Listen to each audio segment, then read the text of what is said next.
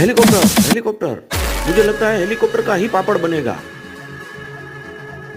बेटा, मुझे देखकर इग्नोर मत करना। इस बार जो भी एग्जाम में पास होना चाहता है मैं पास कर दूंगी, मगर मेरा भी एक काम करना होगा। तुम्हें इस वीडियो को एक लाइक और चैनल को सब्सक्राइब करना होगा और 5 सच्चे मित्र को शेयर करना होगा। और मेरे बेटे जाते जाते कमेंट में सरस्वती माँ लिख दो। अरे हेलीकॉप्टर तो उड़ गया, और ये इसका होगा, और ये अरे ये भी बच गया। जूम कार भी बच गई, और ये ब्लू का जरूर पापड़ होगा, और ये ब्लू भी बच गया। मुझे लगता है सब बच जाएंगे। अरे इसका पापड़ बन गया। Subscribe please.